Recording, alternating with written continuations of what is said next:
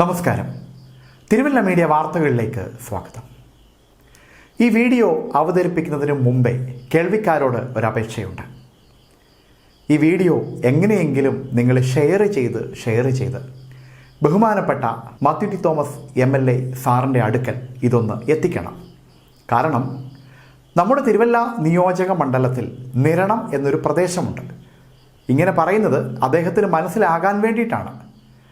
ഈ നിരണം പഞ്ചായത്തിലുള്ളവർ നേരിടുന്ന ദുരിതം അത് പറയാതിരിക്കുന്നതാണ് ഭേദം. കാരണം നമുക്കറിയാം, ഒരു മഴ പെയ്താൽ തന്നെ വെള്ളപ്പൊക്കമാകുന്ന പ്രദേശങ്ങളാണ്. ഇവിടുത്തെ റോഡുകളുടെ അവസ്ഥ നിങ്ങൾക്കറിയാമോ? എന്തെങ്കിലും പുരോഗമനം, എന്തെങ്കിലും വികസനം ഈ നിരണത്ത് നടക്കുന്നുണ്ടോ? നിരണം പഞ്ചായത്തിൽ ഉൾപ്പെട്ട ഒരു പ്രദേശമാണ് തോട്ടടി എന്ന് പറയുന്ന പ്രദേശം. ഈ തോട്ടടിയിൽ ജീവിക്കുന്നവരുടെ അവസ്ഥയാണ് ഏറെ പരിതാപകരം. കാരണം ഒറ്റ മഴ പെയ്താൽ ഈ തോട്ടടിക്കാരുടെ റോഡുകളെല്ലാം ചെളിക്കുളങ്ങളായിട്ട് മാറുകയാണ്. പിന്നെ ഇതുവഴി ഒരൊറ്റ വണ്ടിക്ക് കടന്നു പോകാൻ സാധിക്കുകയില്ല. പ്രത്യേകിച്ച് ഇരുചക്ര വാഹനങ്ങളൊക്കെ ഇതുവഴി പോയി കഴിഞ്ഞാൽ അവിടെ പുതഞ്ഞു പോകും. തൊട്ടടുത്ത് താമസിക്കുന്ന ആളുകളൊക്കെ വന്നിട്ട് ഈ വാഹനം തള്ളണം. അങ്ങനെ തള്ളി മാറ്റിയാൽ മാത്രമേ ഈ വാഹനം മുന്നോട്ടെടുക്കുവാൻ സാധിക്കുകയുള്ളൂ. കാൽനട യാത്രക്കാർ ഇതിൽ നിന്ന് തിരിച്ചു കയറുമ്പോൾ അവരുടെ ദേഹം മൊത്തം ചെളിയുടെ പാടാണ്. പിന്നീട് തൊട്ടടുത്ത തോട്ടിലിറങ്ങി കഴുകണം. അത്രയ്ക്ക് ദുരിതമാണ്. സത്യത്തിൽ ഈ നിരണം പഞ്ചായത്തിലുള്ളവർ തിരുവല്ലയിൽ തന്നെ ഏറ്റവും അധികം ക്ഷമയുള്ളവരാണെന്ന് നമുക്ക് തോന്നിപ്പോവും. ഇത്ര ദുരിതം അനുഭവിച്ചിട്ടും അവർക്ക് പ്രതികരിക്കാൻ കഴിയുന്നില്ല. ഒന്നുകിൽ അവരുടെ മനസ്സ് മരവിച്ചു പോയതായിരിക്കണം, അല്ലെന്നുണ്ടെങ്കിൽ പറഞ്ഞിട്ട് ഒരു പ്രയോജനമില്ല എന്നുള്ള തോന്നൽ കൊണ്ടായിരിക്കണം. എന്തായാലും മാത്യു ടി തോമസ് സാറിനോട് ഞങ്ങൾക്കുള്ള അപേക്ഷ, സാറിപ്പോൾ 3 പ്രാവശ്യം ഇവിടെ ജയിച്ച് MLA ആയി. സാർ എന്തുകൊണ്ടാണ് ജയിച്ചതെന്ന് സാറിനും അറിയാം, ഞങ്ങൾക്കും അറിയാം. കാരണം എതിർ പാർട്ടിയിലുള്ളവരുടെ ഗ്രൂപ്പിസം കാരണമാണ് സാറ് ജയിച്ചതല്ല. സാറിൻ്റെ വികസന പ്രവർത്തനങ്ങളൊക്കെ കണ്ട് ജനങ്ങൾ വോട്ട് ചെയ്തുകൊണ്ടൊന്നും അല്ല. അത് സാറിനറിയാം. പക്ഷെ ജനങ്ങൾക്ക് പറ്റിയൊരു അബദ്ധമാണ്. ഈ അബദ്ധം പറ്റിയത് കൊണ്ടെങ്കിലും സാറിന് അവരോടൊരു നന്ദി കാണിച്ചുകൂടെ? ഈ റോഡൊക്കെ ഒന്ന് ശരിയാക്കാൻ എന്തിനാണ് സാർ ഇത്ര കാലതാമസം? ഏതാണ്ട് 18 വർഷമായെന്നാണ് എനിക്ക് തോന്നുന്നത് അങ്ങ് ജനപ്രതിനിധിയായിട്ട്. 18 ദിവസം മതി ഈ റോഡൊന്ന് ശരിയാക്കാൻ. പക്ഷെ സാറ് ചെയ്യൂല. സാറിനോട് പറഞ്ഞിട്ടൊരു കാര്യമില്ല. ഇനിയിപ്പോൾ സാറിന് വേണമെങ്കിൽ പറയാം ഇതൊക്കെ പഞ്ചായത്തിൻ്റെ പരിധിയിൽ ഉൾപ്പെടുന്ന കാര്യമല്ലേ എന്ന്. പക്ഷേ അങ്ങനെയല്ല സാർ. ഒരു നാടിന് ഒരു MLA ഉണ്ടെങ്കിൽ ആ MLAയുടെ അടുത്ത് വളരെ പ്രതീക്ഷയോട് കൂടിയിട്ടാണ് ആളുകൾ അവരുടെ ആവശ്യങ്ങൾ പറയുന്നത്. പക്ഷെ സാറ് ചെയ്യത്തില്ല. എന്ത് ചെയ്യാനാ? എങ്കിലും ആ തോട്ടടി പ്രദേശത്തുള്ളവർ അവരൊക്കെ പറയുന്നത് എങ്ങനെയെങ്കിലും MLA ഇതുവഴി ഒന്ന് വന്നിരുന്നെങ്കിൽ എന്ന്. ഒരു സംശയമുള്ളത്, സാർ വോട്ട് ചോദിക്കാനെങ്കിലും അവിടെ പോയിട്ടുണ്ടോ?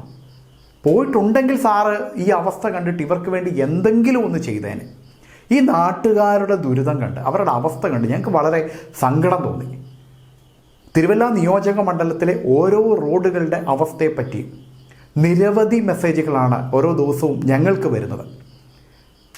കേവലം ഒരു ഓൺലൈൻ ചാനലായിട്ട് കൂടി ഞങ്ങളെ ഇത്രയധികം ആളുകൾ സമീപിക്കുന്നുണ്ടെങ്കിൽ ഇവിടുത്തെ മുഖ്യധാരാ മാധ്യമങ്ങൾക്കൊക്കെ എത്രയധികം ആളുകളായിരിക്കും അവരെയൊക്കെ ബന്ധപ്പെട്ടിട്ടുണ്ടാവുക. എത്രയൊക്കെ വെളിച്ചം കാണുന്നു എന്നറിയത്തില്ല. ജനങ്ങൾക്ക് ഒരുപാട് പറയാനുണ്ട് സാർ. അതുകൊണ്ട് ദയവ് ചെയ്ത് ഈ റോഡിൻ്റെ അവസ്ഥ അങ്ങേ ഞങ്ങൾ കാണിക്കാം. മാത്യു ടി തോമസ് MLAയോടാണ് പ്രധാനമായും ഞങ്ങൾക്ക് പറയാനുള്ളത്. സാർ, തിരുവല്ല നിയോജക മണ്ഡലത്തിൽ നിരണം എന്നൊരു സ്ഥലമുണ്ട്.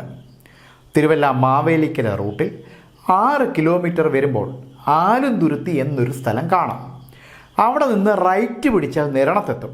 സാറിൻ്റെ നിയോജക മണ്ഡലത്തിൽപ്പെട്ട സ്ഥലമാണ് കേട്ടോ. അവിടെ നിന്ന് വീണ്ടും വിട്ടാൽ തോട്ടടി എന്ന് പറയുന്ന സ്ഥലത്തെത്തും. സാറ് കണ്ടിട്ടുണ്ടോ അങ്ങനൊരു സ്ഥലം? ആ നാടിൻ്റെ അവസ്ഥയാണ് സാറേ ഇത്. ഒരു മഴ പെയ്താൽ ആ നാട്ടിലെ റോഡുകൾ ഇങ്ങനെയാകും. വാഹനങ്ങൾ അതുവഴി പോയാൽ ഈ ചെളിയിൽ പുതയും. കണ്ടോ സാറേ ഇത്? പിന്നെ നാട്ടുകാരിറങ്ങി തള്ളണം. അല്ല സാർ, ഈ നിരണത്തുള്ളവരും അങ്ങയുടെ പ്രജകളല്ലേ? ഈ റോഡൊന്ന് നന്നാക്കാൻ എന്താണ് തടസ്സം? നാട്ടുകാരോട് ചോദിച്ചാൽ പഞ്ചായത്തുകാരെ കൊണ്ട് ഒറ്റയ്ക്ക് നടക്കുന്ന കാര്യമല്ല, MLA വിചാരിക്കണമെന്നാണ് അവർ പറയുന്നത്. അങ്ങ് എന്താണ് സാർ ഒന്നും വിചാരിക്കാത്തത്? സമയമില്ലാഞ്ഞിട്ടാണോ സാർ? അല്ല സാർ, ഒരു സംശയം. അങ്ങ് MLA ആയിട്ട് ഏതാണ്ട് 18 വർഷമായില്ലേ? ഈ 18 വർഷം കൊണ്ട് ഈ റോഡൊന്ന് ശരിയാക്കി കൊടുക്കാൻ അങ്ങക്ക് കഴിഞ്ഞില്ലേ സാർ?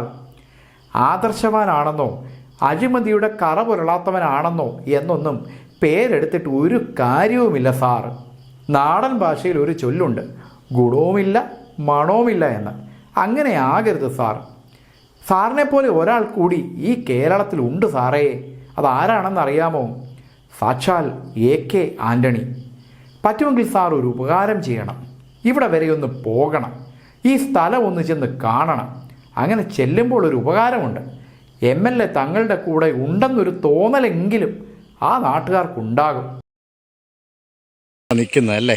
തീർച്ചയായും കണ്ടില്ലേ നമ്മുടെ ഈ റോഡിന്റെ അവസ്ഥ ഇതാണ്.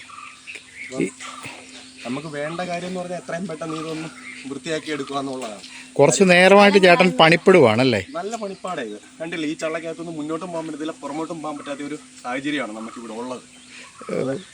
ലോഡിംഗ് തൊഴിലാളികളെ വല്ലതും വിളിക്കണോ ഇത് ഉന്തിക്കയറ്റാൻ? തീർച്ചയായും അവർ വന്നാൽ പോലെ ഇത് പൊക്കി കയറ്റാൻ വളരെ ബുദ്ധിമുട്ടും പ്രയാസമായിരിക്കും. ആ രീതിയിലുള്ള പോക്കാണ് ഈ പോകുന്നത്. നല്ലൊരു വഴിയോ മറ്റുള്ള കാര്യങ്ങളോ ഒന്നുമില്ല. ഇത് കണ്ടില്ലേ, ചള്ളയും വെള്ളവുമായിട്ട് ഒരാൾ മരിച്ചാൽ പോലും ഇതുവഴി പെട്ടെന്ന് ഒരാളെ ഹോസ്പിറ്റലിൽ പോലും കൊണ്ടുപോകാൻ പറ്റാത്ത സാഹചര്യം ഇവിടെ. ഇതെന്തു വേണമെന്ന് അധികാരികൾ തീരുമാനിക്കട്ടെ, അല്ല ഇപ്പം നമ്മളെന്ത് പറയാൻ. ശപഥം ചെയ്തു വെച്ചു. ഇനിയിപ്പോൾ ഇതേ ഉള്ളൂ, എന്താ ഞങ്ങൾ ഈ റോഡ് കുഴിച്ച് ഞങ്ങൾ വാഴയോ വല്ലതും മതി, അന്നേരം ആരെങ്കിലും വരും. ഒരു മരം ഞങ്ങൾ അല്ലേ ചേച്ചി, ഇവർക്ക് വോട്ട് കൊടുക്കുന്നതിലും നല്ലത് ഇവിടെ വാഴ വെക്കുന്നതന്നെ, ഒന്നുമല്ല കൊലയെങ്കിലും വെട്ടിയെടുക്കാം. ഞങ്ങളത് തീരുമാനിച്ചു വെച്ചേക്കോ. അല്ല, ഞങ്ങൾക്ക് ഏറ്റവും വലിയ ദുരിതം എന്ന് പറഞ്ഞാൽ വല്ല മരണമോ, അത് രാത്രിയിൽ ഒരു വയ്യാഴിയൊക്കെ വരുമ്പോഴേ ഞങ്ങൾക്ക് ഏറ്റവും വലിയ ദുരിതം. ഞങ്ങൾക്ക് ഒരു മരണം ഉണ്ടായപ്പോൾ നേരത്തെ ഒരു സംഭവം നടന്ന ഇവിടെ അറിയാം, വലിയ ബുദ്ധിമുട്ടാണ്.